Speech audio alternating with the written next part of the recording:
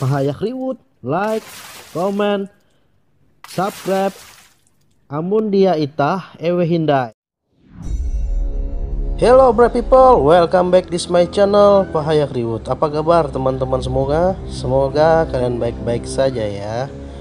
Oke bright people, kali ini kita akan membahas tentang perbudakan yang ada di tanah Borneo atau di dalam suku Dayak ya.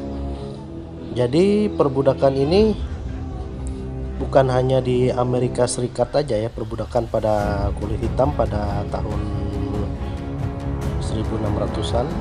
Nah, namun di daerah Pulau Borneo juga terdapat perbudakan ya. Jadi seperti ini ceritanya. Pada tahun 1857 budaya Dayak itu masih tetap utuh ya, salah satunya mengenai Jipen. Oh ya teman-teman, sebelum teman-teman salah pemahaman, jadi Jipen ini dalam di suku Dayak itu ada dua ya. Jipen itu denda adat ya, untuk hukum adat sebenarnya, dan juga Jipen di dalam perbudakan. Jadi ada dua ya. Oke, yang pertama yaitu golongan-golongan yang ada di dalam strata pada tahun situ, yaitu golongan tinggi atau disebut juga sebagai utus gantung atau utus tatau, dan golongan yang rendah disebut utus rendah, jadi utus yang rendah ya. Dan ketiga yaitu golongan budak atau disebut utus Jipen. Jadi kita membahas utus Jipen ya teman-teman. Dan utus Jipen ini dibagi lagi menjadi tiga jenis.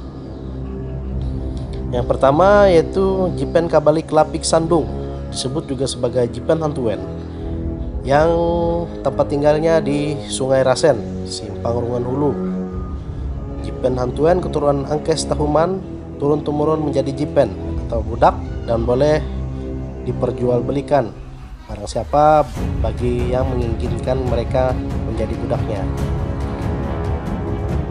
Mungkin pada zaman dulu kita untuk harga Jipen itu mungkin sekitar 30 rupiah ya teman-teman. Dan yang kedua yaitu Jipen Sambuat. Nah, Jipen Sambuat ini terjadinya dia menjadi Jipen yaitu karena melanggar hukum adat, dikenakan denda adat yang tidak dapat dibayar oleh pelanggar hukum tersebut. Tapi bila mana ada keluarganya dapat menolong, maka ia dibebaskan. Jadi dia terkena Jipen Sambuat ini menjadi budak ini karena dia melanggar hukum adat. Dia bisa menjadi Jipen ya teman-teman, jadi bisa menjadi budak. Dan yang ketiga yaitu Jipen karena hutang, meminjam uang atau barang yang beranak berbunga, disebut manak selipet atau dibayar 2 kali pokok. Ada yang disebut nakolok, pokok plus setengah menjadi 1,5 kali pokok. Itu Jipen, dia kalau tidak bisa membayarnya dia akan menjadi Jipen. Jadi Jipen ini tidak memiliki kemerdekaan di atas dirinya. Ketika yang juga pemilik Jipen ini mati jadi tuannya, maka juga akan ikut dibunuh menjadi pelayan di akhirat pada upacara tiwah. Jadi ini mungkin Dayak ke arah Dayak Ngaju ya. Dan juga di daerah Manyan lainnya, yaitu apabila Jipen yang mengikuti tuannya mati, yaitu disebut walik ya. Nah nanti kita jelaskan untuk lebih lanjutnya jika saya mendapat informasi yang lebih banyak. Nah makanya ada istilah sekeraung atau sakiraung, di mana darah Jipen budak tadi ditumpahkan untuk mengurapi raungnya. Jadi diurapi di dalam petiwinya, agar bisa melayani tuannya di akhirat sana. Di dalam budaya Dayak lain juga dikenal ada Jipen ini, misalnya Dayak Lundayeh memperbudak kaum Lenguh pada masa lalu.